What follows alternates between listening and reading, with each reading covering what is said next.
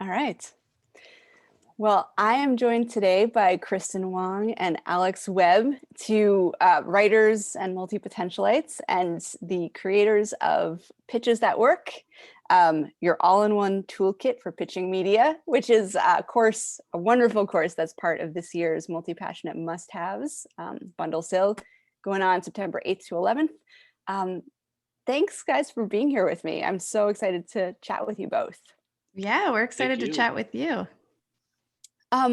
So I wanted to, instead of like doing some kind of like, elevator pitch or like professional bio or something, I wanted to like, since we're talking to multi-potentialists, I wanted to just give you each the opportunity to like introduce yourselves in whatever way feels good and holistic, and like feel free to like throw in all your different identities and facets, whatever you want, with nuance and all the complexities. So why don't you go ahead, Kristin? No pressure. I'm Kristin Wong. I am a writer, journalist. I write for a podcast called Hidden Brain, and I've written for places like the New York Times, CNN Travel and Leisure, just various different places on all different topics, because I am a true multi-pod. So I've written about everything from dating and relationships to personal finance to travel to human behavior. And Alex and I met a long time ago when we were kind of first starting out in our writing careers, and we sort of helped each other figure out how to navigate them, and shared writing advice for pitching, advice for reaching out to editors, all that good stuff. And then, years later, we kind of decided to get together and start this platform called Come Write With Us. And Pitches That Work is a part of Come Write With Us. And it's kind of an all-in-one, just everything that we've learned about pitching media. Mm-hmm. Awesome. Yeah. Awesome. And are you still doing some bird watching? I'm always bird watching. I saw a parrot the other day, because we have parrots in our neighborhood, but usually I'm usually not up early enough to see them, but I've been taking my dog Murphy on walks earlier, and a parrot flew right by my head, and then just like, it was the coolest thing, stared at me in the tree. So wow, that's awesome. And of course you used to write for Putty Like. I did, and I loved it. We loved having you. So, but yeah. I know you've got other things going on, so yeah. And Alex.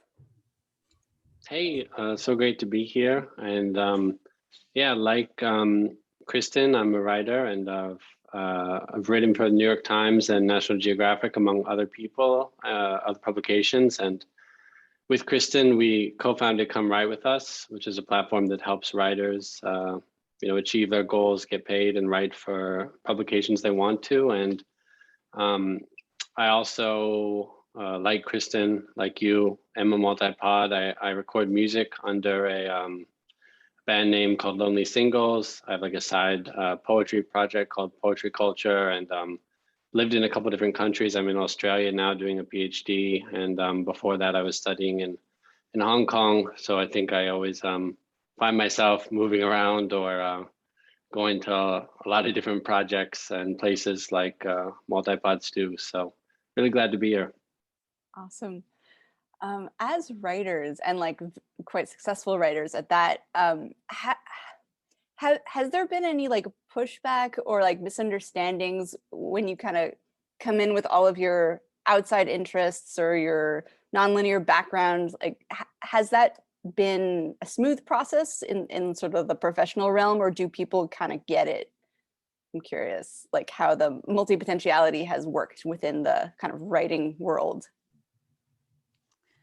I think sometimes it's been a challenge sometimes, because you'll maybe want to branch out and write about something else, and then you find yourself in a particular niche. And like if I was writing about personal finance for a while. So then if I wanted to write a story about travel, then it would, sometimes it would be like a little bit out of the wheelhouse of whatever publication I was writing for. But I actually found it's pretty easy to kind of break through and dip your toe in other niches. You just kind of have to find like that overlap. So if I was writing about personal finance and I wanted to write a travel piece, I would inject a little bit of personal finance into the travel piece so that I could have some clips. And then when I wanted to go write for other, travel publications, well, then I had those kind of clips in my arsenal that I had taken from my, work as a personal finance writer and kind of transition over and write about other things. So sometimes, it can be a challenge, but I think for the most part, it's pretty flexible. Nice.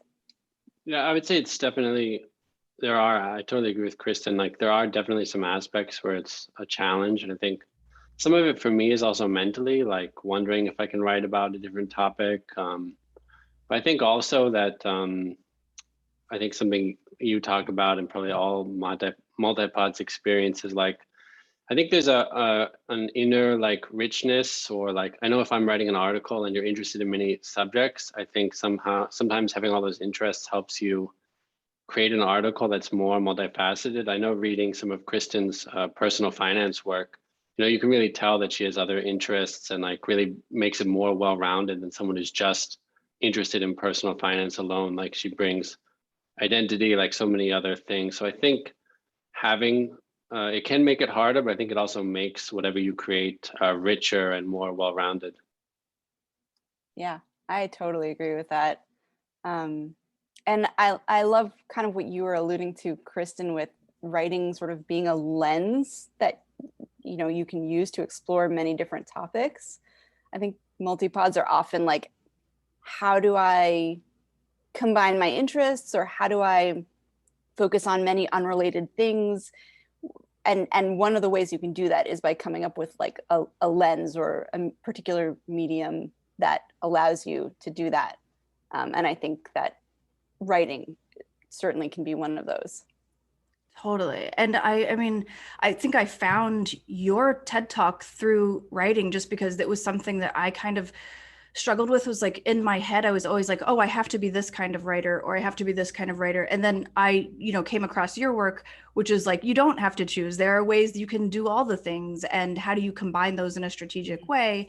And that really helped with my writing, because like ultimately that is what creativity is like taking separate ideas and seeing how they mesh together. And yeah, and that's kind of my favorite writing, is when I see writers who you can tell they have multiple interests, or they know a bit about this and they know a bit about this, and they've kind of melded it together to create something really beautiful.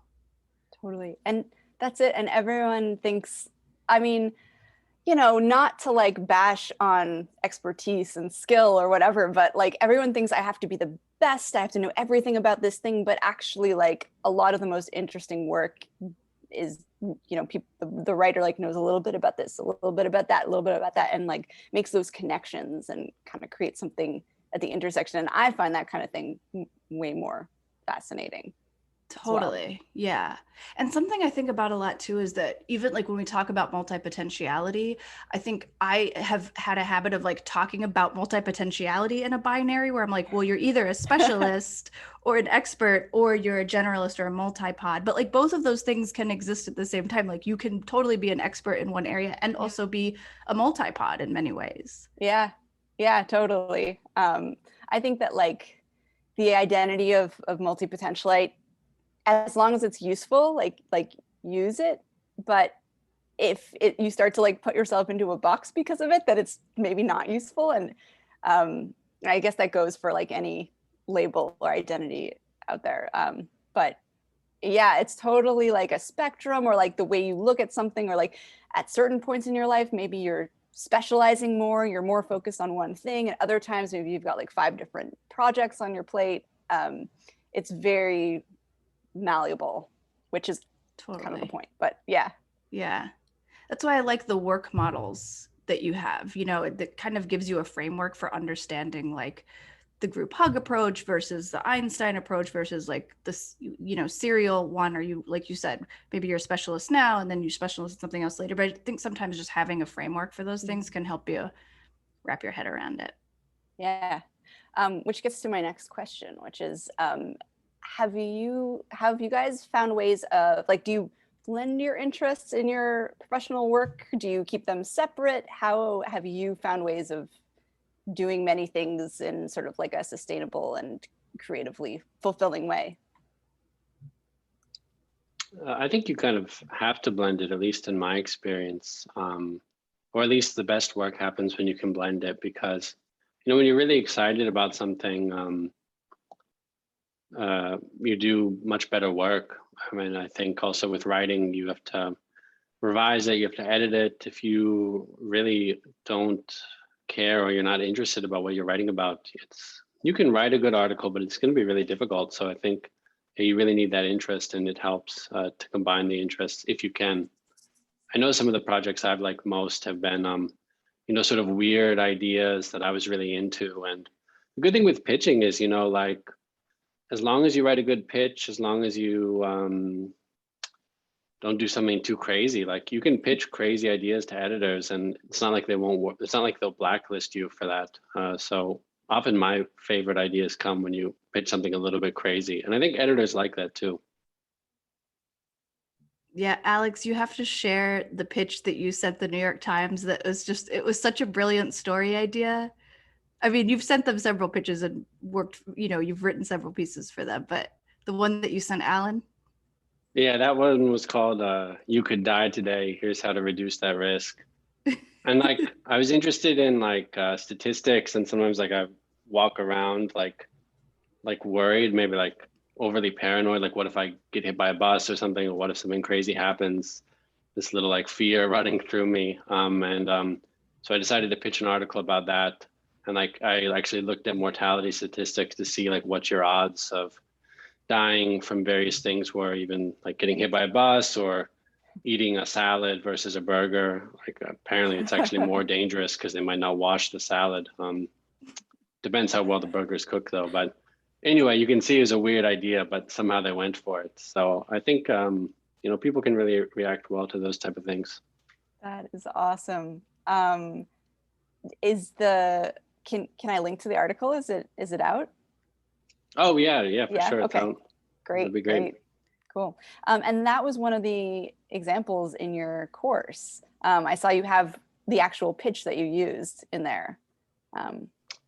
Yeah, we do. And I think, a key thing from that is that sentence. That article could easily have been like lost, and it could have been a mess to pitch, to explain what it was. I really had to spend a lot of time refining it to go from what was kind of a complicated idea at first, like how can I apply statistics to like mortality statistics to your everyday life in a way that would help people and not be boring or too morbid. And then we had to finally like get it down to that pitch of you could die today, which is sort of clickbaity, but also works.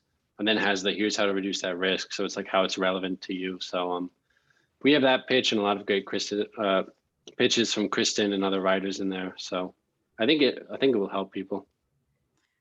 Yeah, sorry to put you on the spot, Alex. That was just such a brilliant pitch and such a great story. And I remember we actually interviewed Alan Henry, who is the editor who worked on that story, and he was saying how like just the headline of that story grabbed him and Alex spent quite a bit of time on that headline, I think.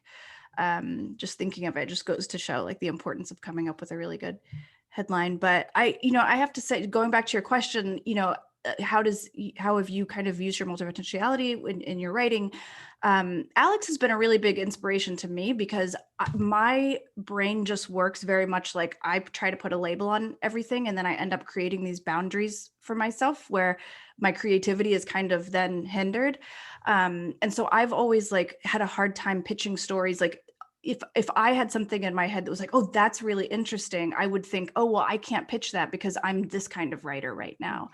And Alex really kind of helped me see that, like, no, you can totally, like, if you have a story idea and you craft it really well, you should, and you can find a way to kind of put that out there really and not be kind of held back by the labels that you've given yourself as a writer.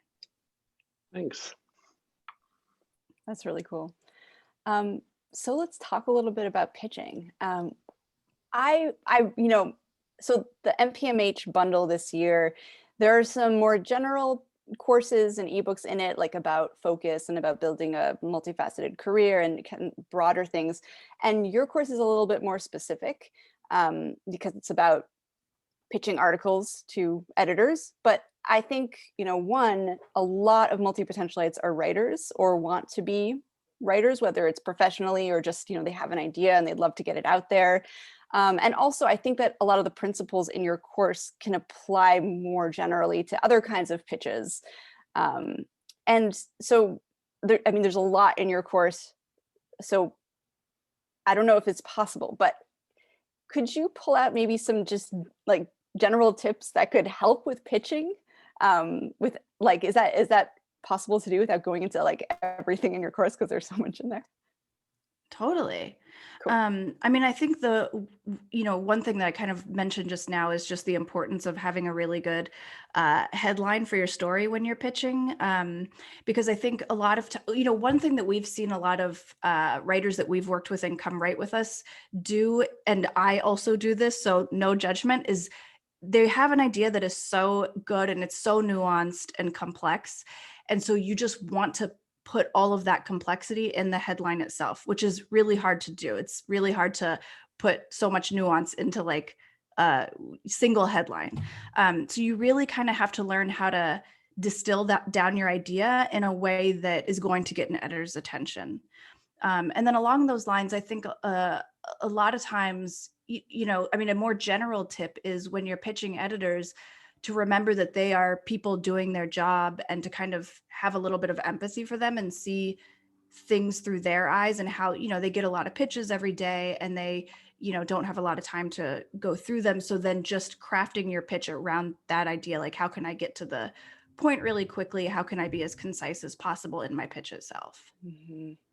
And I think that applies to other kinds of pitches too. Like I get a lot of pitches. Some are writing pitches and some are like business pitches, people wanting to like help me with whatever facet of my business they can help me with. And if it's a really long rambling email, I usually am like, I can't, like, I don't have time for this.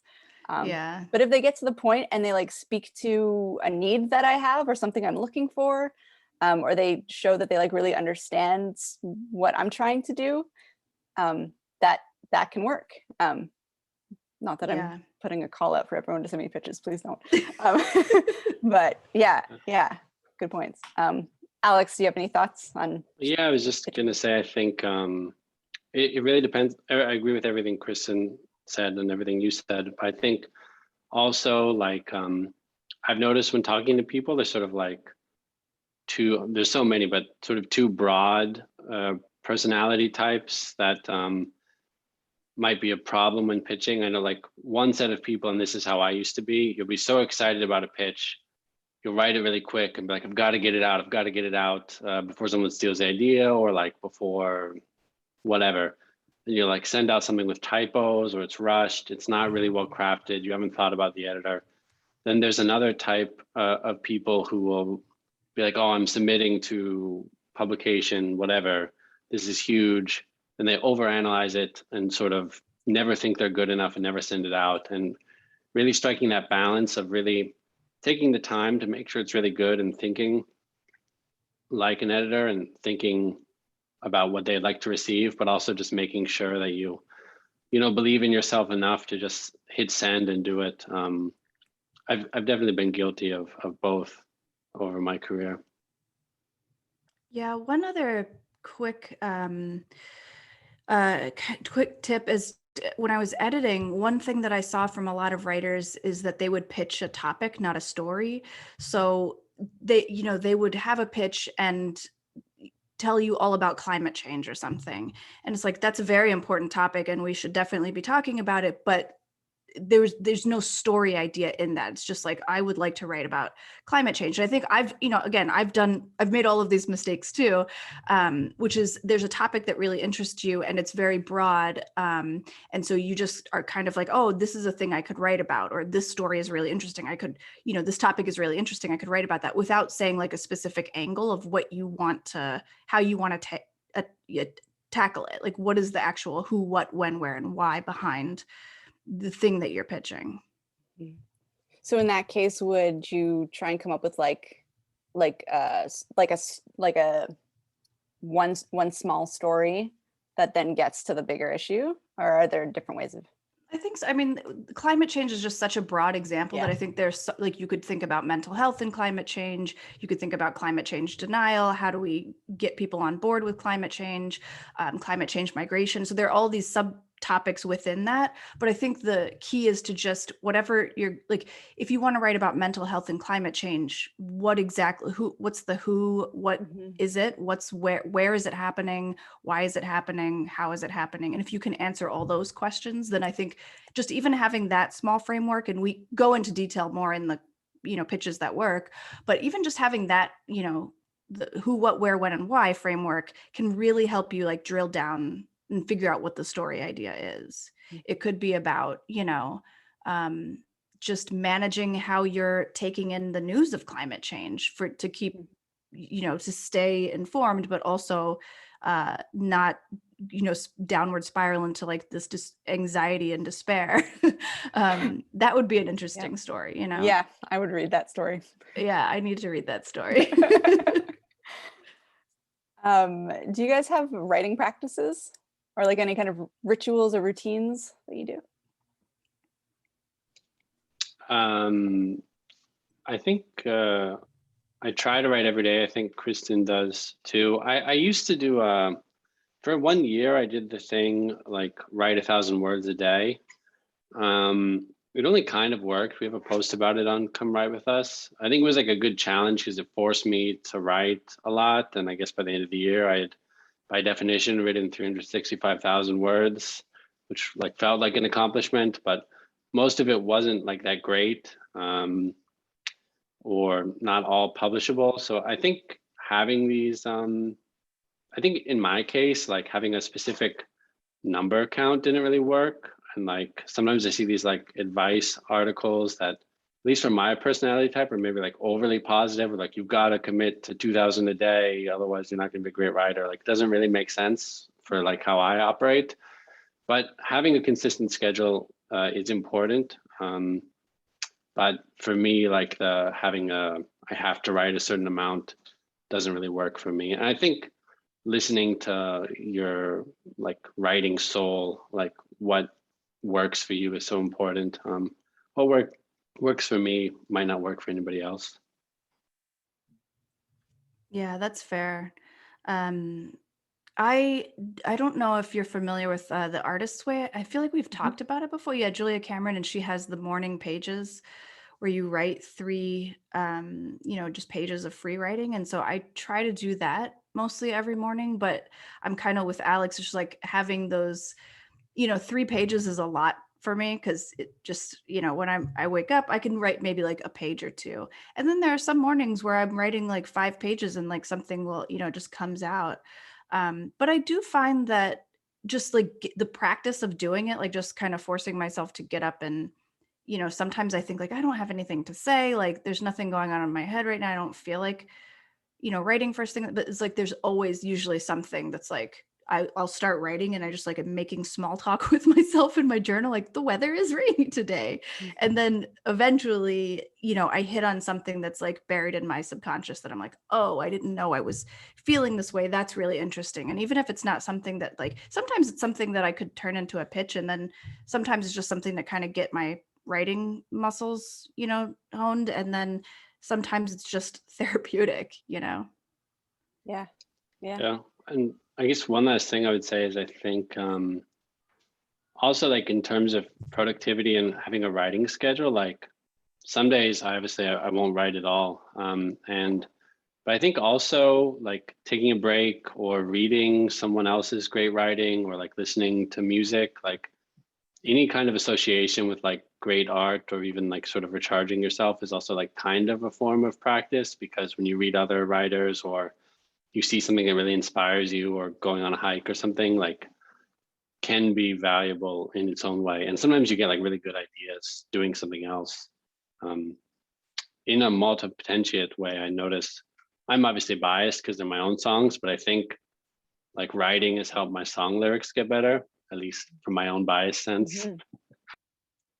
Yeah, I love that. I totally agree with that. Like I find that like when I'm like taking a writing class, or I'm reading other writers, or I'm just appreciating music, like I just feel more creative during those periods, you know? It might not be as simple as like, oh, I'm going to go listen to some music I like and now I have a brilliant idea, but it's usually like when I'm in that mode of creativity where I'm very open, Yeah. instead of trying to force something, you know, the creativity seems to come a lot easier. Yeah. I like the idea of just having like creative time and not necessarily like attaching a particular medium to it and, you know, being like, hey, this is my creative time. Like, am I going to write? Am I going to make music? Am I going to draw? Like, I know some people will do that, but again, do what works for you. But I could definitely see that how like one medium like might inspire another. And so you definitely, at least as a multipod, don't want to prevent yourself from doing that. Totally. And that's like the beauty of being a multipod is you have so many interests in so many different things, and you get a chance to be inspired by so many different people doing so many different cool things. Totally. So where can people connect with you guys? Well, they can find our website, comerightwithus.com, and then I'm on social as the Wild Wong. Love that. Thanks. Yeah, my Instagram and Twitter, I'm not interesting enough. Like too many people are named Alexander Webb. So mine is like, we'll probably link to it in the comments. It's Alexander Webb, but all the vowels are gone. I think I created this like right after Fall Out Boy came out with that song, like thanks for the memories, but they took out all the vowels. I was like, oh, this is cool now. I don't need to spell Alexander Webb. I can just be cool like Fall Out Boy. And now like it doesn't rank on Google. I tell people like my emails like alex@alxndrwbb. I'll like be at a hotel or somewhere. People will misspell it. So more of the story is don't trust Fall Out Boy to help your career. It's just link to it in the notes, I hope.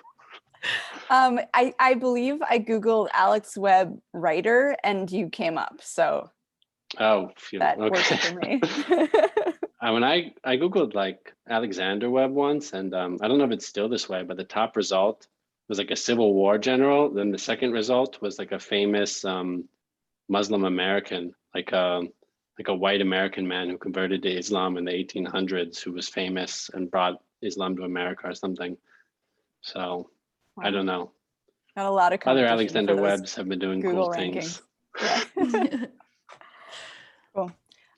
Well, thank you so much for this chat, and thanks for contributing your course to MPMH, Multi-Passionate Must-Haves. It's going to be an awesome lineup this year. I'm so excited about it. So I'll just quickly do my little spiel for everyone who's not familiar with Multi-Passionate Must-Haves. It's a bundle sale where I handpicked about 12 or 13 courses and ebooks and workshops that I thought would be helpful for multi-potentialites. And we're selling this bundle at a really crazy discount for 3 days. It's September 8th to 11th, and Pitches That Work is part of it. And yeah, thank you guys so much. Yeah, thanks for including us. Thank you. And it was really fun.